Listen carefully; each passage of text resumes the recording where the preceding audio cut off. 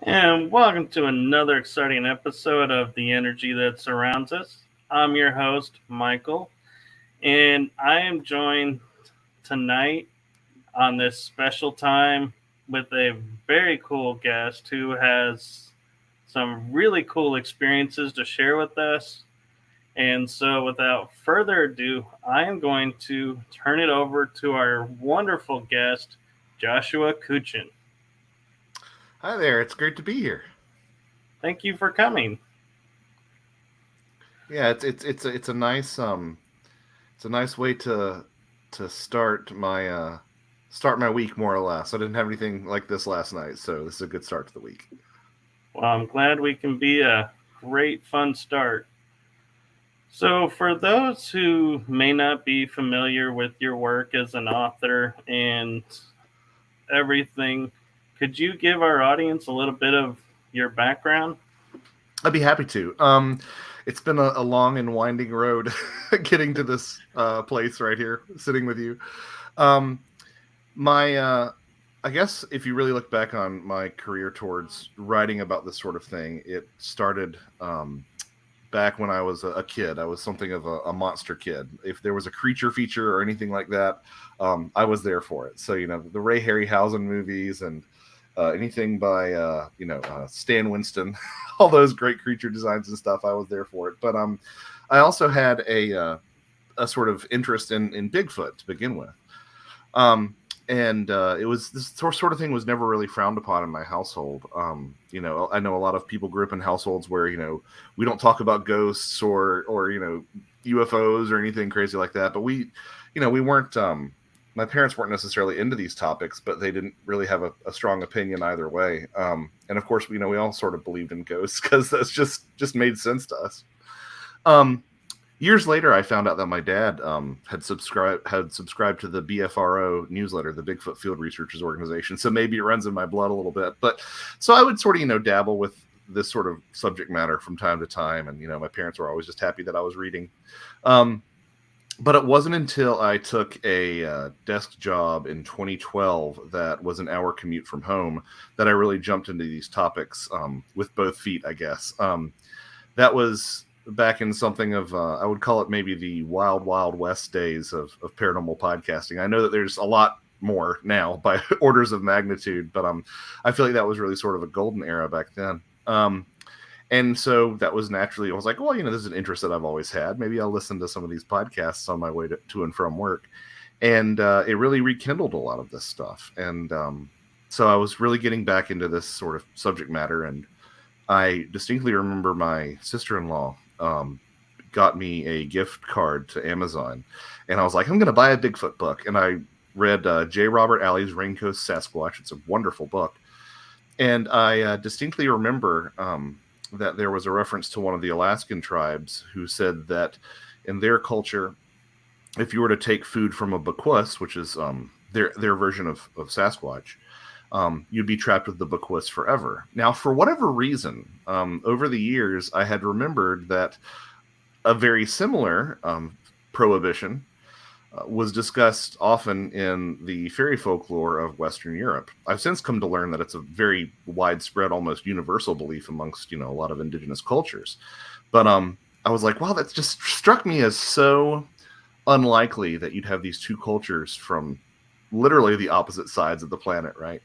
That would have that same warning about accepting food from beings other than humans. Because in places like Ireland or the British Isles or Scotland, it was said that if you accepted food from the fairies while in fairyland, you would be doomed to stay trapped in fairyland forever. So it was just so specific to me that I was like, wow, that's a really good idea for a book. Someone should write a book on that. And I sort of sat around for a while and I was like, oh, I guess it's me. So my first book, A Trojan Feast, came out in 2015. And since then, I've been fortunate and blessed enough to have gotten a lot of good reception from my other work, and it's turned into a career alongside with playing music. So in a lot of ways, living the dream over here. And now here I am, depending on how you count, 7-ish books later. It's kind of difficult because some of my projects get split in two because they get so long. But 7-ish books later, I've got a little library that I've written all to myself. And what my work tends to focus on is still very true to that initial impulse that I had to compare these things. And it is that sort of folkloric comparison of belief about paranormal entities. And I cast a very broad net when I say paranormal entities. I mean UFOs and stuff like that as well. Comparing those across time and across space, across the world, to illustrate how it seems that we are interacting with something that has some sort of subjective quality to it. That's sort of the core of my work. That, and I like to look at aspects of these phenomena where they get mentioned a lot, maybe in passing, maybe somebody will dedicate a paragraph to it, but I stop and say, I've read that in like 10 other books, and no one's really ever explored it. So that's what my body of work is focused on. So the first book was A Trojan Feast. It was on that food heavy that you mentioned. My second book is a good example of me taking one of those tiny details and exploring it. It's called The Brimstone Defeat, and it's about looking at the smell of sulfur across all these different encounters. The third book was about supernatural child abductions. It's called Thieves in the Night. Then I wrote Where the Footprints Been, Volume 1 and 2 with my co-author and friend Timothy Skinner, which is supposed the strangest Bigfoot account you can find. And then my latest nonfiction work is Ecology of Souls, Volumes 1 and 2, which is looking at all paranormal phenomena related to that. And my latest book is my novel, The Old Days of the Dive. It's just sort of as a palate cleanser because Ecology of Souls ended up being a massive project. And I was like, I need to take a step away and try this from a different angle for a little while. So that's sort of where I am today in a nutshell. So I find it interesting that you say like career in music. So did you, while you were doing music, did you ever be like in a concert and be like, did I just see what I think I saw? Did I? Every gig really is like happened? That. Every gig is like that. No, so yeah, I for the longest time I was on the career musician path with an eye towards orchestral tuba playing. I'm a tuba player. I don't double on anything else. I like to say that I play trombone at the level of a very talented but unmotivated sophomore in high school. So, but anyway, I was on that road for a very long time. I ended up having some performance injuries that I've since recovered from, but that sort of knocked me off of that trajectory. So that's how I ended up winding up with 2 master's degrees, one in music and one in journalism, because I was like, okay, well, I'll do arts criticism or arts PR or something, and that was my first position, was an arts PR job. But since then, I've again my performance injuries have recovered, and I am first call jazz tuba player in the Atlanta area. So it's something that is honestly a lot more fulfilling than sitting in the back of an orchestra and counting rests all day. But musicians are a strange bunch. And it's always interesting to go into these situations and when I'm around my UFO and Bigfoot friends, they're always like, what's up with the tuba? and when I'm with my musician friends, they're all like, what's up with the UFO and Bigfoot thing? But a lot of musicians have had a lot of strange experiences. A lot of musicians are fans of Coast to Coast AM because it's usually the only thing that will keep them awake when driving back from the gig at 2 a.m. But yeah, I mean, the things that I always find so compelling about sort of the intersection of music and the paranormal, and you get this in, commercial styles like jazz and rock and stuff like that, funk, there is sort of a group mind that develops sometimes in really good performances if you've played with people for a long time. And I remember with my first band, which is a New Orleans style brass band, I had played with the drummer for, at that point, well, it felt a lot longer at the time, I guess, but probably around 8 years. And we had gotten to the point where it was me and him on every single show, more or less, and I could just look at him, and without really saying what I was going to change the style to, I'd change, and we'd both just like lock in right on a dime. We'd change on a dime, and I know that part of that is just playing with someone for a long time, but at the same time, it could feel, it had the potential to, and sometimes did feel so uncanny and instant that I was like, are we doing something here? Because playing a brass instrument, I don't have the opportunity to yell out what I'm going to do, especially in the seat that I occupy, because I'm playing constantly. So there's that aspect, and there's also I would never ever in a million years claim that I am a great improvisational soloist. I know my way around chord changes, so that's more of what I do in that sort of on-the-fly music making. But I will say that sometimes when I have taken an improvisational solo, and often when I'm reading chord changes, stuff just happens automatically. And there are instances where I have gone back and listened to what I've done, and it seemed so, what I have done in those fleeting moments has seemed so far beyond what I estimate my own capacity for musicianship to be, that I'm like, did this come from somewhere else? And the more you talk to people who are involved in those sort of improvisational styles, you'll find that that's a real common theme, that there is this flow state that you sometimes can slip into. Some of us are better at it than others, but this flow state where everything becomes not only highly virtuosic, but also automatic in a way as well, where it just doesn't even feel like you're consciously making those decisions. So that probably is a big part of why I've stuck around with music, is not only the spontaneity in the sort of things that I do nowadays, but also to get to tap into that feeling, because it is a really special thing. And then there's also something that I think doesn't get addressed enough, and it's the fact that a room, a venue, what have you, can feel extremely different. And just depending on where the crowd is at, and it's sometimes you just walk into some of these crowds and you're like, oh, tonight's going to be an absolute drag because you can just feel that there's no energy in the room, right? And sometimes you'll walk into the room and you'll be like, oh my goodness, what is happening? Like, this is something that we're going to plug straight into, and it's going to be a great time. So, and I don't really know what that is. I could sit here and speculate on things like mass hysteria and egregores and things like that, but there is a tangible difference that you cannot necessarily control, and it just depends on how much you're getting back from the audience. Yeah. So I'm curious, as you're talking about when you're playing in the flow and you go back and listen and you're like, is that really me playing? Have you ever tried to duplicate and be like, why can't I make it sound this way? Or, I really can play this way. Well, it's so much of, that's one of the things that I've always found really interesting about, at least from that sort of classical Western tradition, whether it's strings or woodwinds or percussion or brass.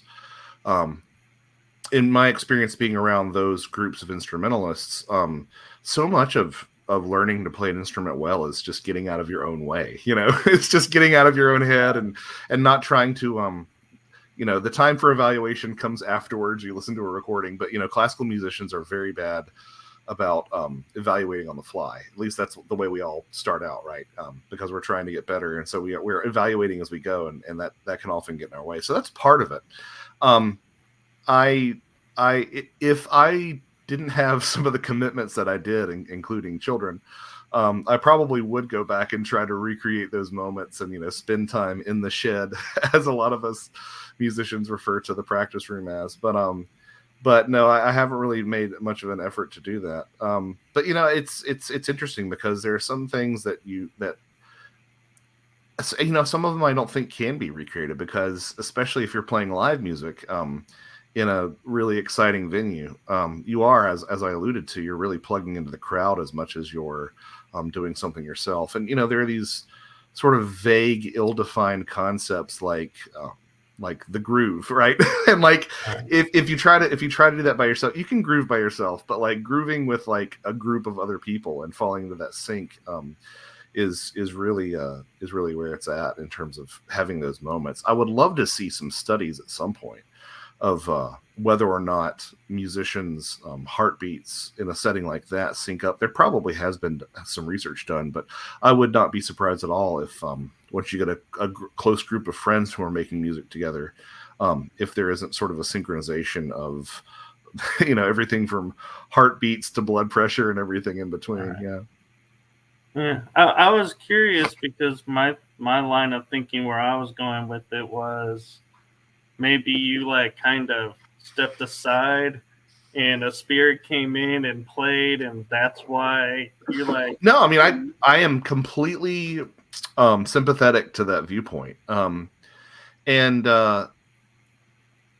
it's a lot like any creative endeavor in the fact that I was reading an interview with Ray Bradbury, and it said, towards the end of his life, he was saying that he would just sort of in the wee hours of the morning go down to his study and pull one of his books off the shelf and read it. And he'd just look at it and be like, I have no idea where this came from. And there really is a lot of that. I mean, I think it was either Haydn or Handel, and all my old music professors are screaming at me right now. But one of them said that the only thing he ever really wished for was a good melody to come to him, because everything else about the actual like creation of the form and the structure and the harmonization and whatnot was second nature. But that actual initial good melody was the thing that he felt like he really had no control over. It just kind of had to come to him, and it is like that. The more you force these things, generally the worse the results are.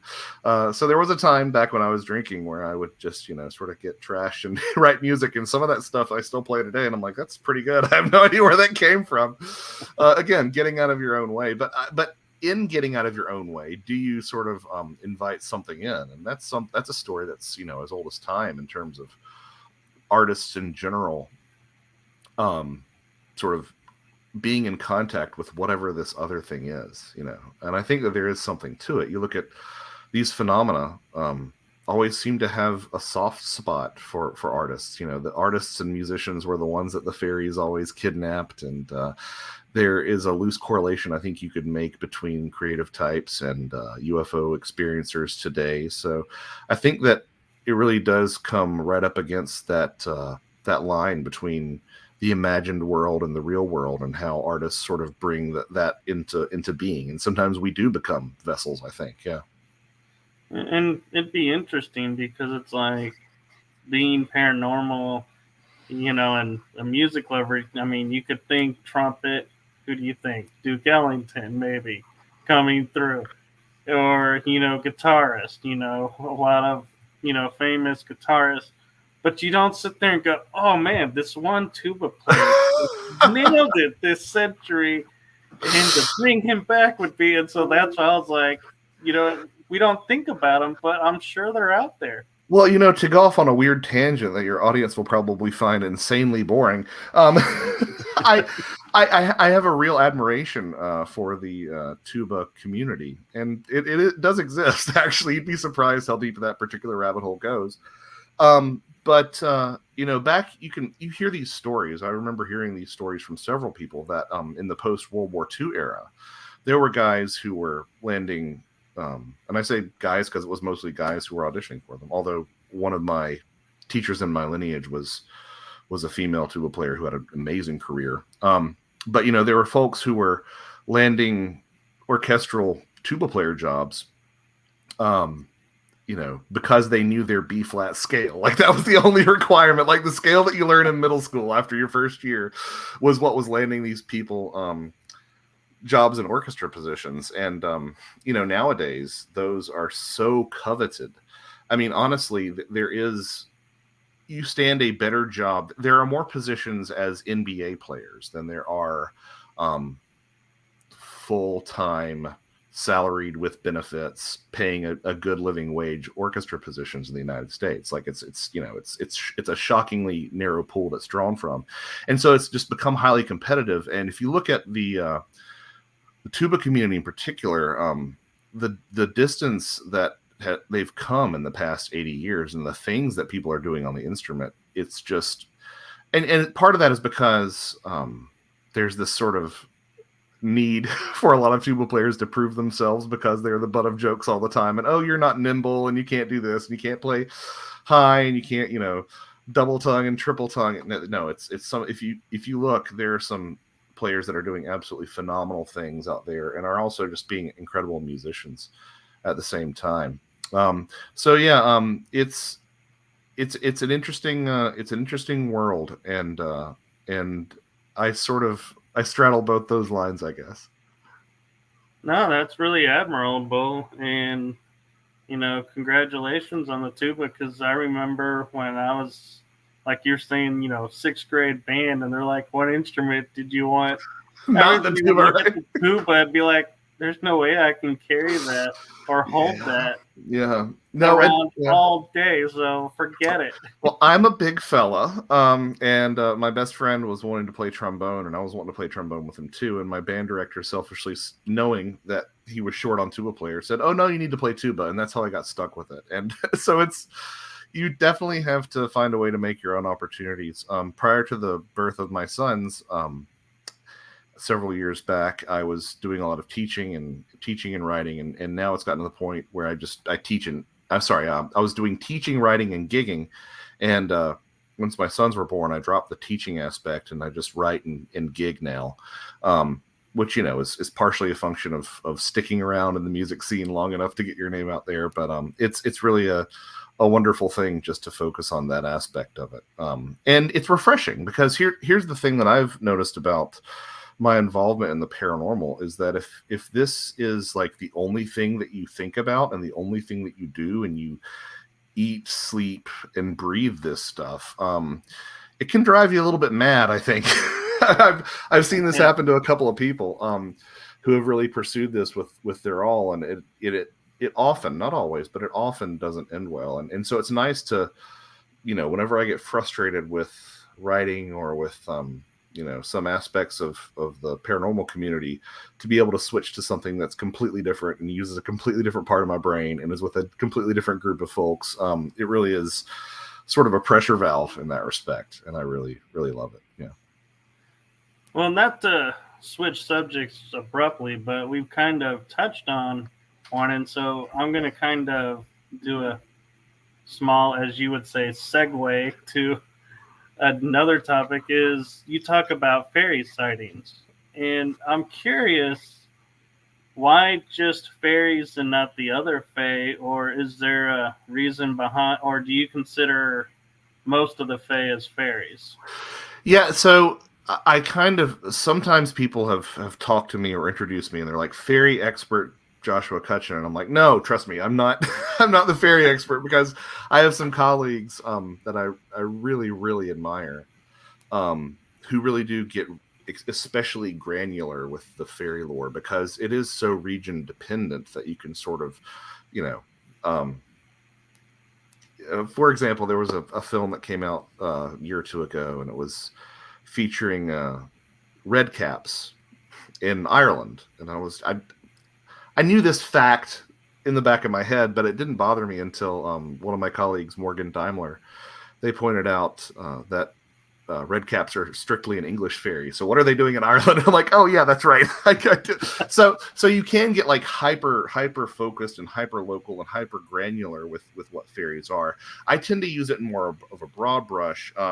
Again, I not inaccurately, but I try to sort of look at the fairy, the body of fairy folklore from more of a 10,000 foot view, and then touch upon these individual things as needed. But once you do that, you start to see that there's a lot of crossover between all these different things. I mean, Some of it's really obvious, like elves and fairies and pixies and goblins. They all sort of fall under that fairy umbrella. But once you sort of start to look at these other bodies of folklore, you start to see that a lot of them cross-pollinate with the fairy stuff. A good example of that would be something like mermaids. You know, there are some myths and legends associated with mermaids that are identical to some of the folklore that surrounds, you know, fairies in general.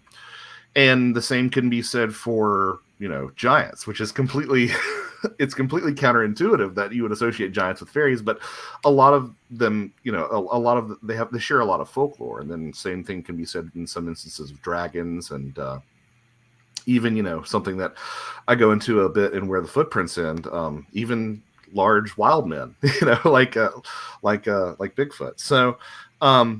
So I try to take as big a picture as I can when I look at it. And the thing that has always really pulled me in that direction, again, I can't tell you why that one bit of fairy folklore about not eating food in fairyland stuck with me. I have no idea, but for some reason it did, and I have always been drawn to this particular paranormal phenomenon for a long time. And I suppose it's partially the fact that, you know, when people are talking about something like Bigfoot or like UFOs, they might say something like, well, of course, you know, UFOs are possible. It's not like we're talking about unicorns or leprechauns. So it's always been interesting to me that, like, something that we as a culture have come to sort of ridicule and use as an example of something that doesn't exist is still seen to this day. And moreover, still has so much in common with a lot of other paranormal stuff. And part of that's because the term fairy was once used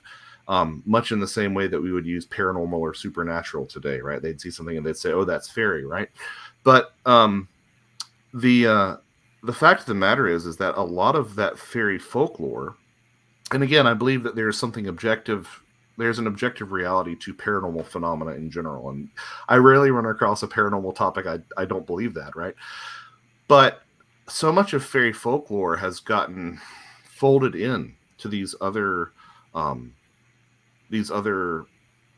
phenomena that we don't really think have anything to do with it. So I can find aspects of fairy folklore in, you know, hollow earth conspiracies. I can find it all over the UFO stuff, to the extent that I think that they're one and the same, quite frankly. I can find a ton of it in the Bigfoot stuff. And you can find a ton of it in lake monster stuff as well. There's a close association between fairies and lake monsters too. So that's what I find really attractive about the sort of body of fairy folklore. And again, we're talking about something that's a worldwide phenomenon. A lot of indigenous people around the world had a belief in little people. What I find so attractive about the whole corpus of fairy folklore is the fact that it does have these ties to things that we think are new or interesting, or, you know, we'll say, I wonder why, you know, this phenomena does X, Y, Z. And it's like, well, if you look back to this older fairy folklore, it's been with us all along. So there's a shocking consistency that's revealed in fairy folklore that has remained through to the present day. So I'm curious, with you looking at the fairy folklore and the way that you do, I always grew up in the back of my mind, kind of like you're saying, you know, where, you know, you heard something and it kind of sticks there, is fairies can be your friend and can be, you know, helpful, but also tricksters and your worst nightmare if you cross them. Yeah, absolutely. I mean, that's one of the things that we've sort of swept under the rug as a modern culture, isn't it? We think that fairies are all sweetness and light all the time, and very, I mean, some of these fairy species, races, whatever you want to call them, those specific things that I was talking about, some of them were more benevolently disposed to human beings than others. But again, speaking broadly and generally, they were not always great. You know, they weren't always great to you. It very much depended upon your relationship and the sort of level of deference that you showed to them and the sort of level of respect that you showed to them. not only, acting maliciously towards them or acting disrespectfully towards them, but also just accidental disrespect. I mean, there are stories of people who were blinded because they stumbled, up against a fairy tree. And it's like, this person didn't do anything wrong, but they still suffer the consequences for it. So yeah, there is a malevolent streak, which does tie in, as you alluded to the tricksterish nature of the fairies. And they could, if you respected them and you treated them right, and maybe you had a cunning man or cunning woman or fairy doctor put in a good word for you, they would do great things for you. They would do the things that you read about in some of the fairy tales, like fixing all your shoes or tidying up your household or something like that. But if you transgressed in any sort of way, intentionally or unintentionally, it was bad news. Blindness, illness, everything up until like bad luck and even death could be attributed to this. A great example of this is if you go to Ireland to this day, you will still see some older homes that have these corners that are sort of lopped off, where you can tell that the masonry has been repaired and it was once coming to a point, but it's since, been made flat. And in some cases, that is because people just put up their homes and they didn't consult any of the magical practitioners in the area as to where the fairy paths were. And they would put up their house, and then everybody in the house would start having bad luck, and that a child would suffer from consumption for months at a time, and they'd be like, oh, maybe I should consult my local sorcerer or sorceress.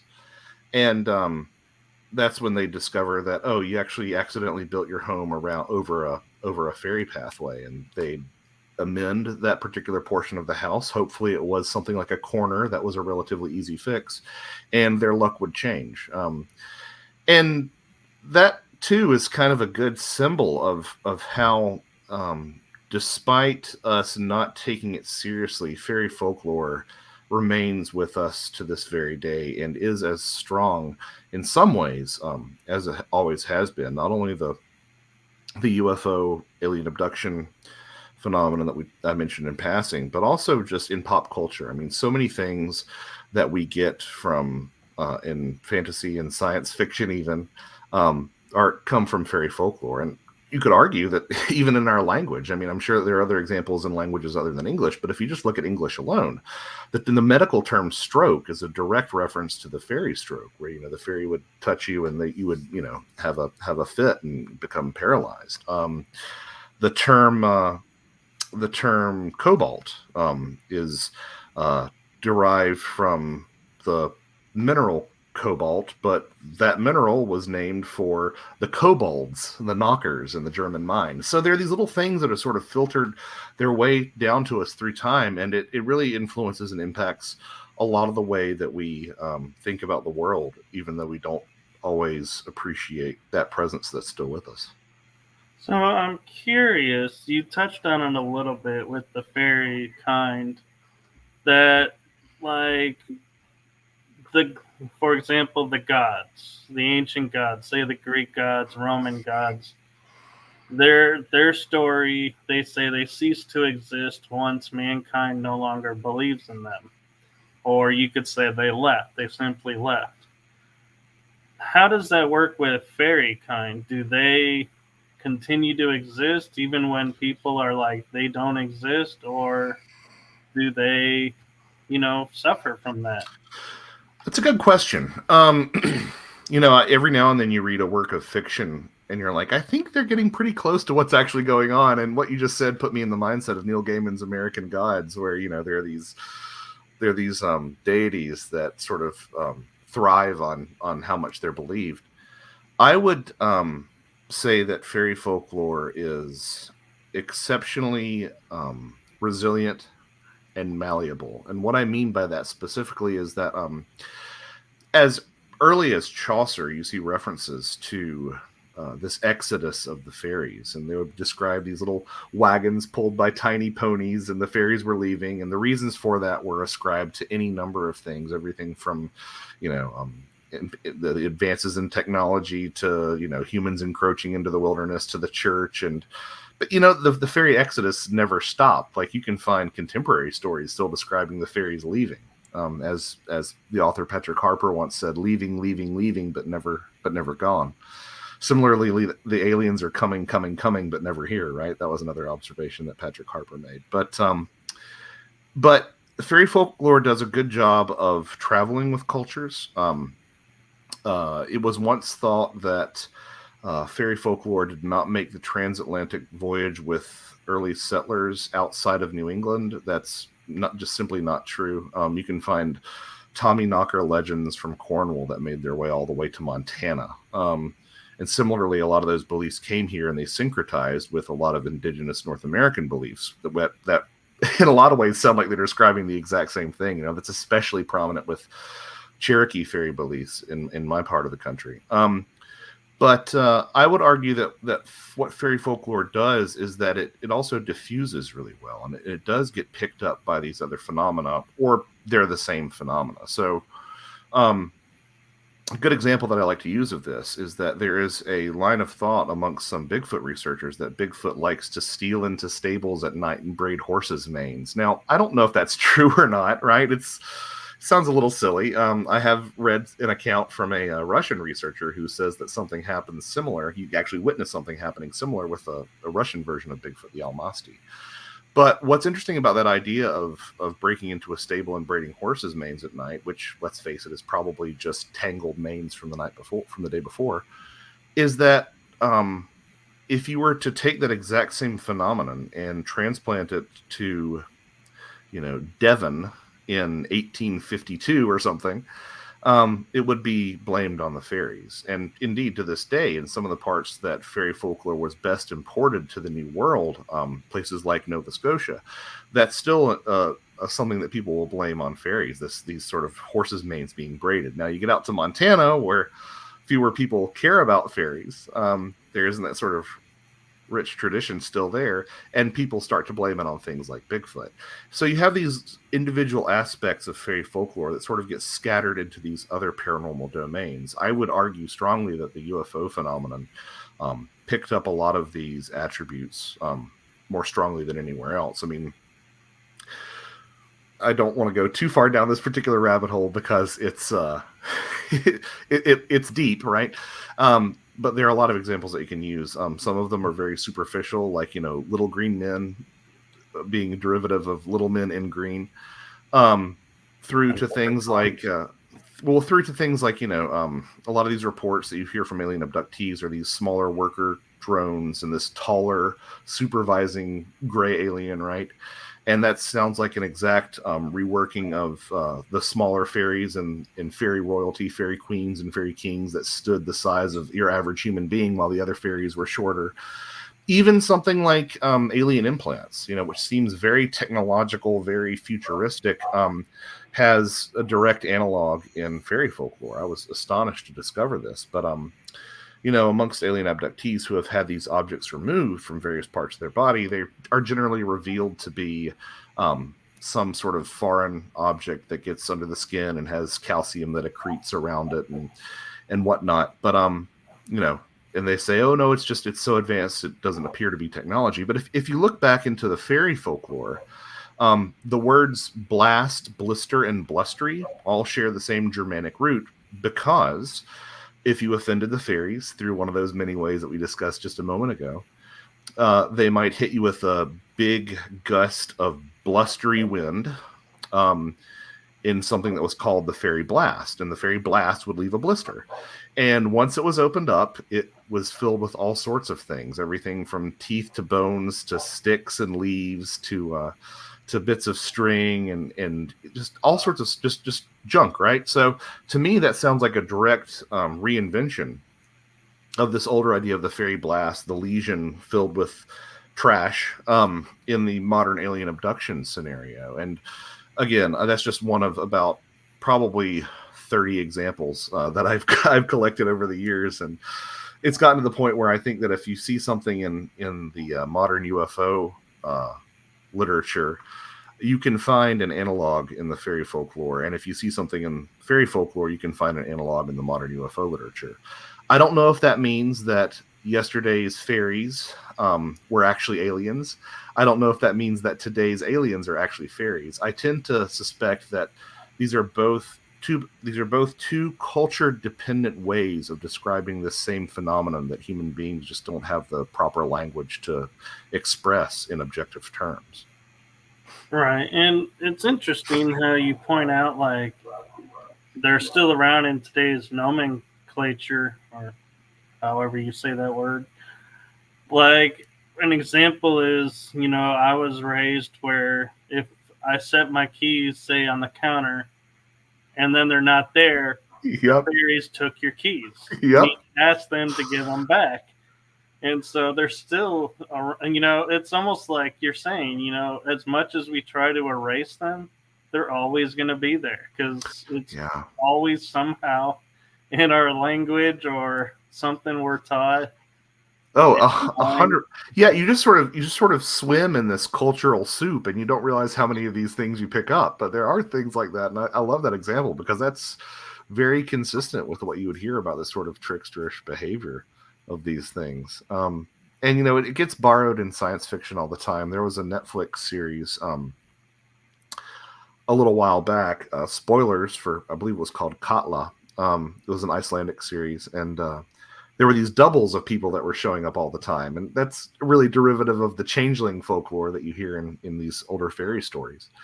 And but the reason behind this, because, we're in, the 2020s or whatever, was an extraterrestrial meteorite had landed, and that was causing people to duplicate. And I'm like, okay, well, you're just taking fairy lore and you're just grafting it onto something that sounds extraterrestrial to make it more palatable, more believable to your audience. But it really is the same idea, just getting reworked. So it's almost like appropriately enough, because sometimes they were said to live underground.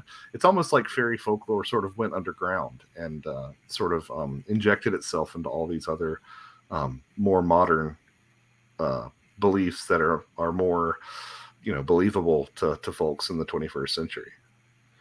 I'm curious your thoughts on something I've kind of toyed with, because mankind evolves, aliens, evolved from where they started from to where they are today, and our beliefs, it could be the other way around. They're evolving the same way we are, but I'm wondering, because fairies were around, and then as fairies started to get quieter, like you're saying, going underground, we started hearing the term elemental, that the elementals were around. So I'm curious, did the fairies evolve into elementals? Well, I guess that sort of depends on your perspective on what these things in all of the paranormal are. So if you believe, and I suspect this myself, that our cultural and societal expectations of what this phenomena is and what we call it, if you suspect that there's a dialogue between the supernatural and what we expect it to be, then I think that there is an evolution there. I think that there's sort of a two-way exchange between expectation and what it is. I will say that this question is also sort of tied up in what fairies supposedly were to begin with, which seems like it should be an easy thing to pin down, but it's still much debated amongst fairy scholars. There is the long-standing belief that the fairies were sort of demoted pagan deities or lesser gods and goddesses of the landscape that sort of fell from grace as Christianity arose, and they became fairies as opposed to things to be worshipped. There is this idea that they are nature spirits. That idea is tied into these older Greco-Roman ideas of a spirit of place called genus loci. But at the same time, it's also tied up in the work of, I believe it was a 16th century alchemist by the name of Paracelsus, who divided spirits into these elemental categories of, the salamanders were for fire, and the gnomes were for earth, and I think there were 4 or 5 sylphs were for the ether, for the air. And those ideas sort of have their own trajectory, which I'll get to in a moment. But of the other explanations for what the fairies were / are, is that they were perhaps angels that were too good for hell and too bad for heaven, or they were angels that were outside of hell or the pearly gates during the great battle between heaven and hell, and they first fell to the ground, and that's where they stayed, wherever they fell. Obviously, Christianity had a certain amount of say-so in there. There's also a strong case to be made, which is a lot of what my book Ecology of Souls deals with. A strong case to be made that fairies were a way of conceptualizing the human dead. In fact, prior to the late 19th century, a lot of communities said that either you died and became a fairy, or that you sometimes could become a fairy, or that fairies are somehow involved in the death process. And sure enough, especially in Western Europe, again, I can make this elsewhere in the world, but especially in Western Europe, there are all these stories of people who go to fairyland and they end up seeing dead neighbors and dead relatives there in fairyland. So there is some sort of connection to death there. But going back to this idea of elementals, Paracelsus comes up with these ideas of elementals. They get adopted by folks like Steiner, and they get brought into this late 19th century mystical movement known as Theosophy.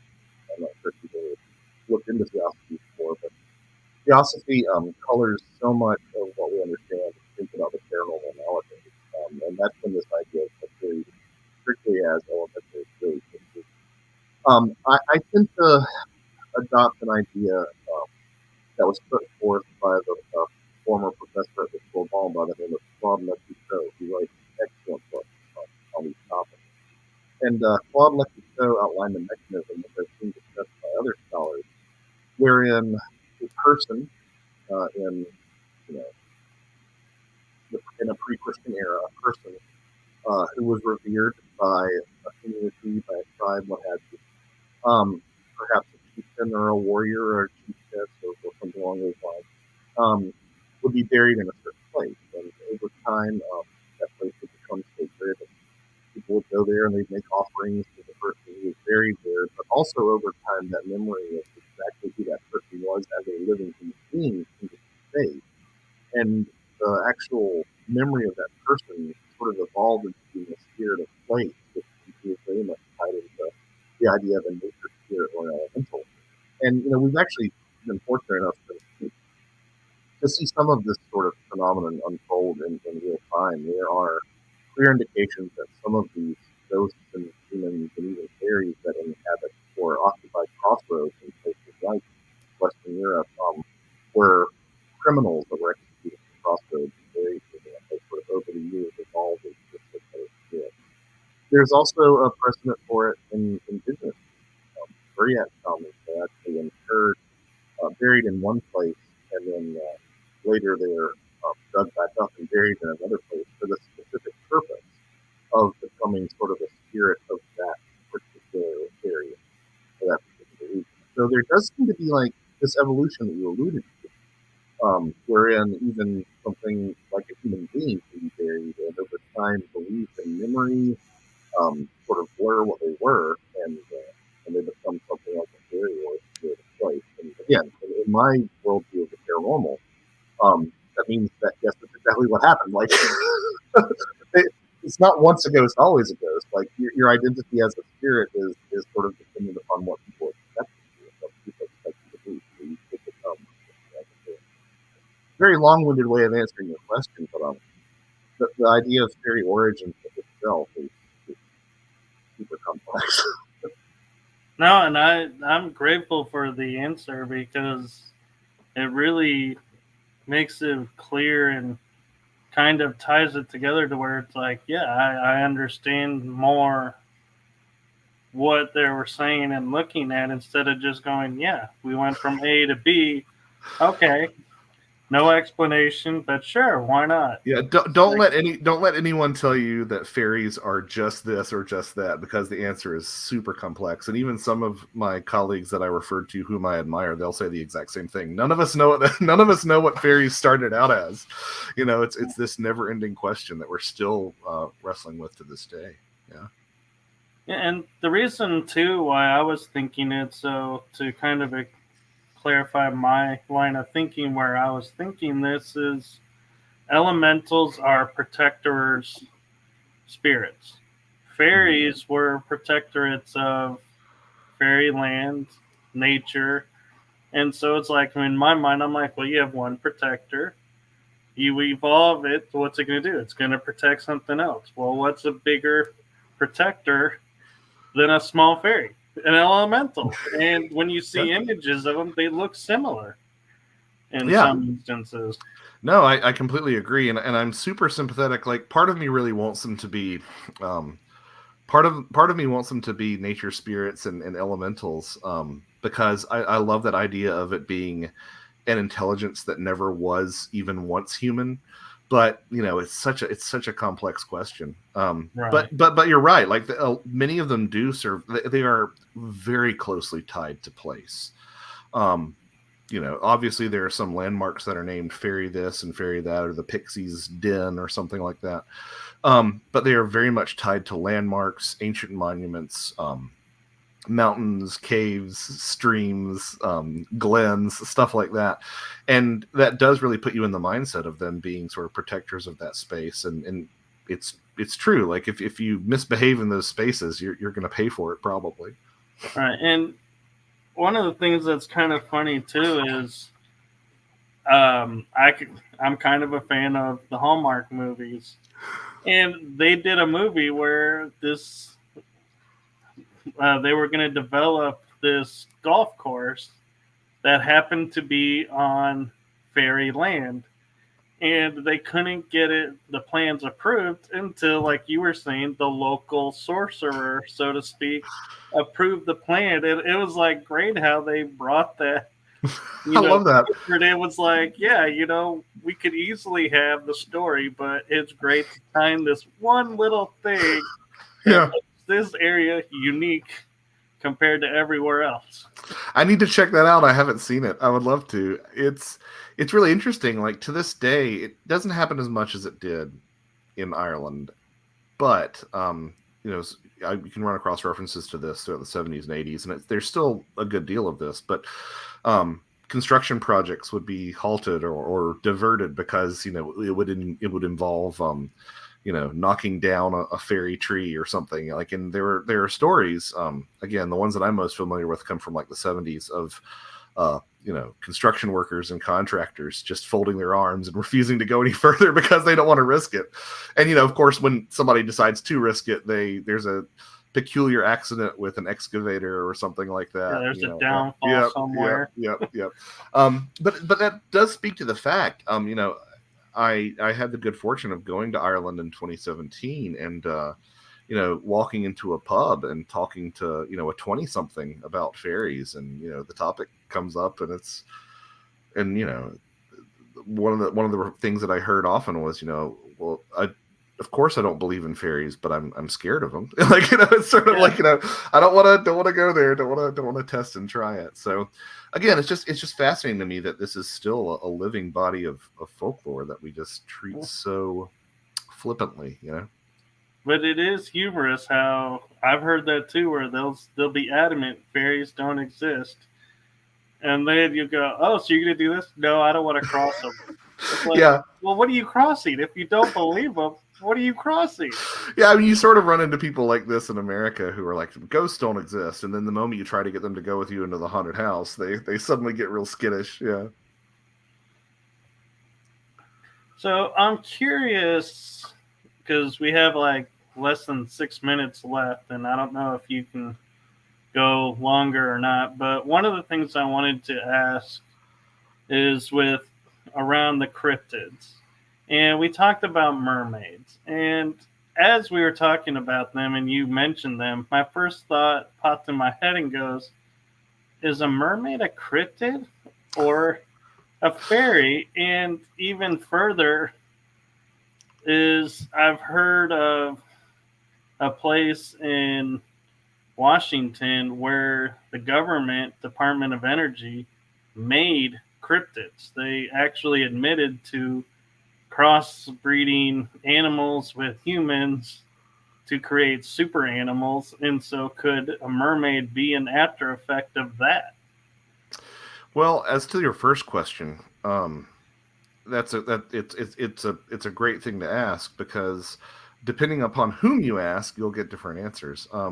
There are cryptozoologists who have done extensive work on mermaids. Lauren Coleman, sort of the godfather of Christianity, the godfather of cryptozoology, just recently released a book on mermaids, taking a look at sightings, and they come from everywhere, and they are still seen today. So yeah, I mean, it all depends on one's perspective. I find myself in the topic of something like mermaids from a flesh and blood perspective. I find myself in the same position that I found myself when I embarked on writing Where the Footprints End with Bigfoot. I think we should have a body of these things if they existed in that sort of flesh and blood way. At the same time, I talk to these people who will tell me things. One example that I love to use is that I spoke confidentially with someone who was didn't really want to share their experience in terms of putting their name on it, right? But a very well balanced individual from all appearances who saw a cat person step across the road. So at some point you've got to reconcile the fact that we don't have more bulletproof physical evidence, and yet there are honest, decent people who see these things, right? So you've got to sort of try to make those things play together and reconcile them. So I know that the ocean is vast and deep and it's less explored than the moon. I know all those stats, but I would think that we would have a little bit more evidence of a flesh and blood mermaid. So in that sense, I sort of lean towards them being something more like fairies, something that is, you can call it spirit, you can call it interdimensional, whatever you want to call it. And that's sort of the direction that I lean into. And that's similarly for those reasons. I don't really know what to do with some of these stories of government experiments creating hybrids. My inner 12-year-old really loves that idea that there's something out there that is roaming around, and we can, if in sort of a late Saturday matinee movie style, we can get the community together and we can defend ourselves. I think that's a really fun idea. But I just don't know. And in my time spent around the UFO topic, I just see so much deception and disinformation and reading between the lines with a lot of these stories about the government that I just don't know what to make of it. So who knows? I mean, I'm not going to say that that's not possible and that's not the case. It's not the direction that I would go with it. But these stories don't go away, right? Of these chimeras and these hybridizations. So I know some people have claimed that that's what's going on with the Dogman phenomenon as well. And so I like to tell people a lot of us have two baskets in our head, right? One says true and one says false. My true and false baskets are really small, and there's a gigantic basket in the middle that says interesting if true, and a lot of stuff goes in there. So that's kind of where I sit with that. Right. And to clarify, the guest that I had on my show that was talking about the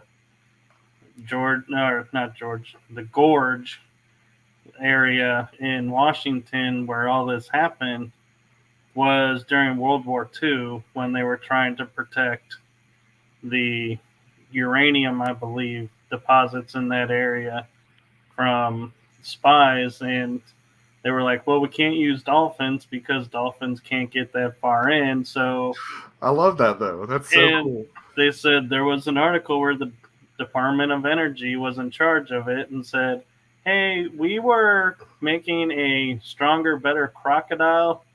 So if you come across it, could you let us know? Because it kind of escaped. That's not terrifying. That sounds about right, though. And here's the other thing that I think is important to remember. As much as I step away from stories like that, I think that there are things going on that we have no idea about. And I think some of the stuff that we think isn't true is, and some of the stuff that we think is true isn't, So who knows? I love that story, though, because I've always loved those stories about, dolphins being used in espionage and stuff like that. So the idea that you get a super crocodile or even a mermaid to help out with that is super cool. And I even said to him, because he said it in passing, and I was like, wait. Yeah, go back. Back up a second. You mean the government actually admitted something? And he goes, yeah, they actually did. I was like, that was the shocking part. It was like, wait. and let's be clear. Like, if this is possible, they would totally do it, right? Or Oh, they are totally doing it. You know what I'm saying? Like if like it's the only thing that's holding them back from doing something like that is logistics. Like so, I have no doubt that people are continuing to work at something like that if it hasn't yeah. already Right. happened. Yeah. And the reason I picked the mermaid as for the question is there's been so much folklore around them of like, I know this is not reality, but the Peter Pan version where, Right. they were the hey Peter, the happy go lucky just laying around.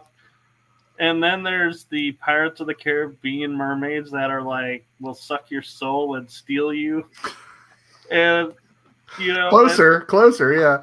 then there's Fantasy Island, the new one. I don't know if you saw that one, but Elena Rourke runs it, and she says we have a deal with the mermaids where they use their magic to keep our island hidden, and people can have their experiences, but we don't fight them, but we don't also allow them to take our people, but they'll try to steal people and steal their lives. And Mhm. so it's like we have all these different views of what is a mermaid that Oh it's yeah, a yeah. it's a fairy because it's the same thing. Fairies we cannot define.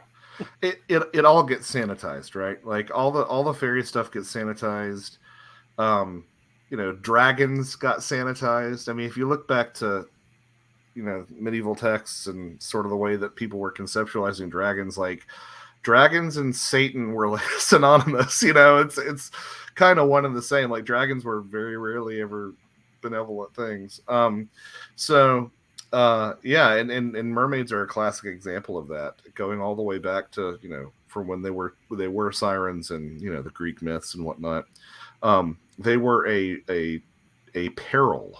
They weren't something that you could buddy up with.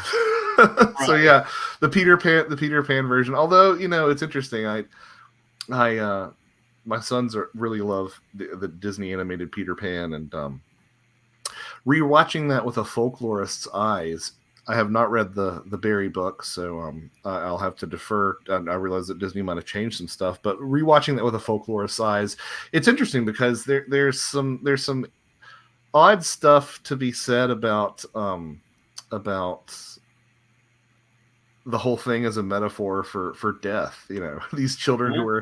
who are taken away by Peter Pan. And there is a passage in Barry's Peter Pan book that I did read, this particular passage that says that Wendy's mother recalled stories of Peter Pan taking children who had died to Never Never Land. And once you have that in your head, you're like, oh, this sort of starts to look like that. Like, Captain Hook is not so much afraid as the crocodile as he's afraid of time catching up with him. So there's some stuff in there that really does. There's some depth in there that I hadn't appreciated before I got interested in all this stuff. Well, and it's interesting too, talking about the Peter Pan version, is if you remember when Wendy lands by them and they're all around her, what's the one thing they do? They're like grabbing on her and they're wanting to pull her down. And they said, let's drown her. Let's see if she That's right. can. Yep. Yeah, There is an illusion. Yeah.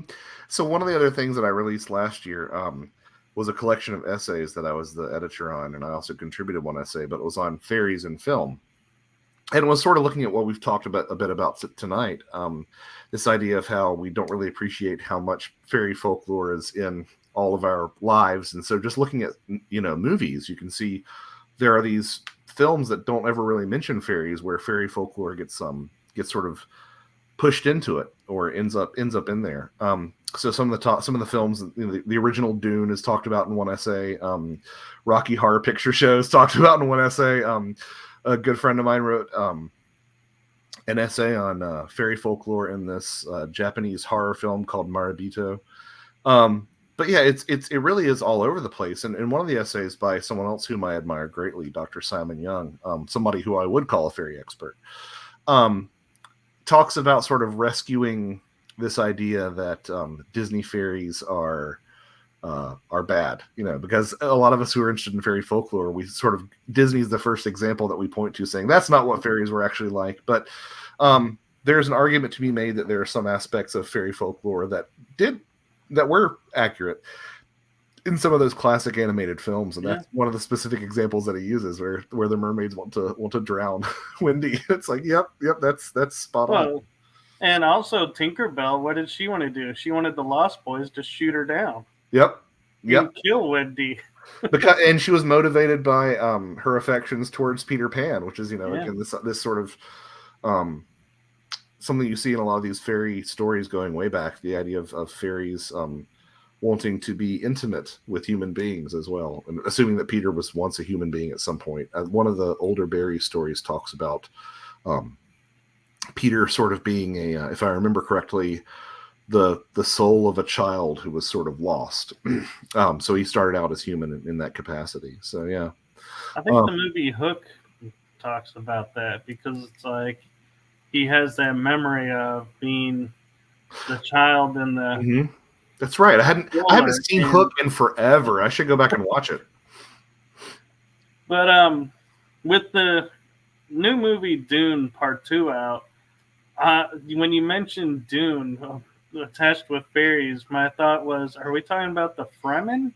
Or how do fairies come into Dune? Yeah, well, this wasn't my essay. That's so I can't recall all the aspects of it off the top of my head, but that was part of the thrust, was that the Fremen residing underground could be conceptualized as that. And if you look at the Lynch version, where they have, if my memory serves, they have these like sort of ray guns. There was a comparison to be made that there were that was similar to, like, the invisible elf shot and stuff. And comparisons to the spice and sort of the magical powers of the fairies. It was an interesting perspective. Yeah, it was an interesting perspective. Now that I think about it, they could ride the worm, and so so there's sort of that nature a close relationship with nature that we were talking about earlier too. Yeah, they've tamed the untamable on Arrakis. Yeah. Well, we've run a little bit over, and I know you have two twins, so I'm sure they're either asleep or wanting attention. So before I let you go, where can people find your books and you? JoshuaCutchin.com, JOSHUACUTCHIN.com. I try to keep everything there updated as far as appearances and news about me. And depending on, if I'm working on something new at the time, it might be a little bit of time between updates, but I always try to keep everybody aware of when I have a new book coming out or an appearance to interact with me. So all my interviews go up there as well. And I have some of my books, not all of them, but some of my books. You can reach out to me directly, and I can send an autographed copy. We'll discuss that. So, okay. And you mentioned having your interviews on there. Would you like me to send you a copy of the interview? Yeah, please do. Please do. Yeah, that'd be great. Okay, I will. And before we go, one thing with this being season 2 that I've started messing with and trying out is there a golden nugget of information from your journey that you'd like to share with people? My bit of advice would be to, well, number one, I would quote John Keel and say belief is the enemy when it comes to these topics. Like, never let yourself get too hardened in being too sure about what these things are or aren't. But the other thing that I would emphasize is that I think we should all take some time to reevaluate how well we actually have defined the boundary between physical and non-physical. And what I mean by that is when I wrote Where the Footprints End with my co-author Timothy Renner, one of the sort of bits of pushback that I would hear from time to time, because the basic thrust of those two books is that Bigfoot is not a giant ape, right? And one of the counterpoints that people would say would be things like, well, ghosts don't leave footprints. And I'm like, if you read your parapsychology, if you go back and look, that was like the Victorian method for ghost hunting, right? Is to put talcum powder on the floor and wait for footprints. And ghosts slam doors and ghosts move objects. So similarly, psi phenomena, if it exists, which I think it's been proven in the laboratory by a lot of people, it's the research is extremely good on that effect. Psi phenomena is in your head, but it interacts with this reality that we all share. So I think that goes to show us that we don't really quite understand this internal, external separation, this physical, psychic, physical, non-physical separation. So I would encourage people to entertain the idea that that is less of a well-defined boundary than we think it is. And once you sort of realize that, you can overlay that onto a lot of paranormal phenomena, UFOs, ghosts, Bigfoot, fairies, any of this stuff. And I don't know if it helps it make sense in the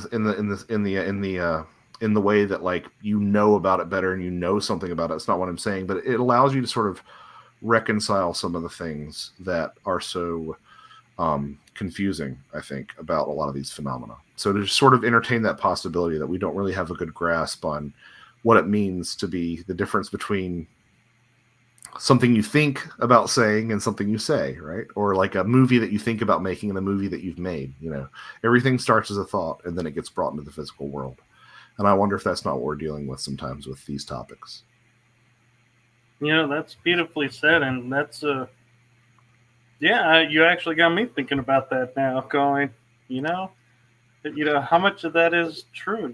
How much is thought being brought in, and what are we creating, and everything? And it's like, wow, some food for thought. Yes. And so with that, I'm going to say, wherever you are in the world, good night, good day. Blessings to you, Joshua, for coming on, and we hope that you'll come on again. Absolutely. And for everyone that's watching, thank you to the chat room and those of you watching.